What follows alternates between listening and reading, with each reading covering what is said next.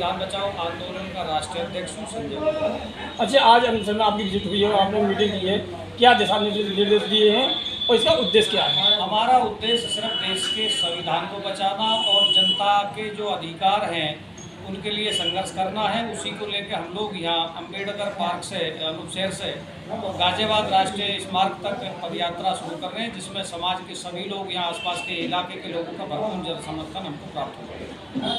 अच्छा, तो ये आपका जो भारत संविधान बचाओ यात्रा ये कहाँ से कहाँ तक निकलेगी आपकी? ये अनुपशहर से लेकर द्वितीय चरण की यात्रा है, अनुपशहर से लेके और आपका गाजियाबाद हिंडन नदी। अच्छा, आप जगह जगह विजिट कर रहे हैं, तो आपको जनता का समर्थन किस तरह का प्राप्त हो रहा है? निश्चित तौर से जनता का बहुत अच्छा समर्थन मिल रहा है। अंधभक्तों को छोड़ते हुए भारतीय जनता पार्टी के राशन पर आधारित जो जनता है उसको छोड़ते हुए जो सेकुलरवादी विचारधारा और संविधान का विश्वास जो लोग रखते हैं उनका भरपूर सहयोग और समर्थन हम लोगों को प्राप्त हो रहा है। और समाज के जो वैचारिक लोग हैं, समाज में क्रांतिकारी लोगों का हम लोगों को समर्थन प्राप्त हो रहा है। चैनल के माध्यम से क्या अपील करना चाहेंगे?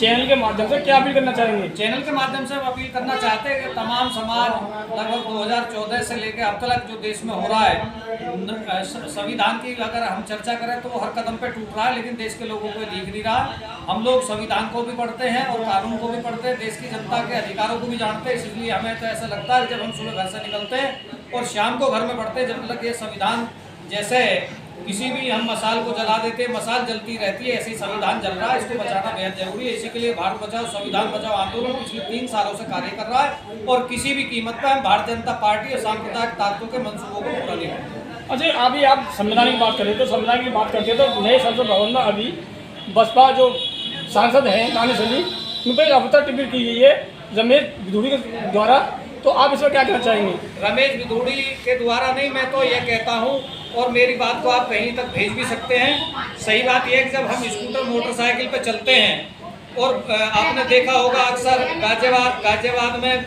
नोएडा में, बड़े सिटियों में आपने देखा होगा को रोकने के बाद में लगाते हैं कि भाई इसने शराब पी रखी है नहीं पी रखी है। तो संसद में भी ये चेकिंग होनी चाहिए कि सांसद शाम को जब रात में सत्र चलता है तो शराब पी के जाते हैं, उन सांसदों की भी जांच होनी चाहिए। और शराब पी के संसद में उल्टी सूदी लोकतंत्र का सबसे बड़ा मंदिर है, जहां से 20 लाख लोगों का व्यक्ति चुन के जाता है। एक सांसद 20 लाख लोगों का प्रतिनिधित्व करता है लोकसभा में।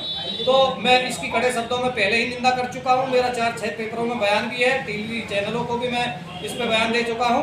भारतीय जनता पार्टी के राष्ट्रीय अध्यक्ष और भारतीय जनता पार्टी के जो राष्ट्रीय नेतृत्व है उसको इस पर संज्ञान लेकर उसकी सदस्यता के लिए लोकसभा स्पीकर को तुरंत उसे बर्खास्त करना चाहिए।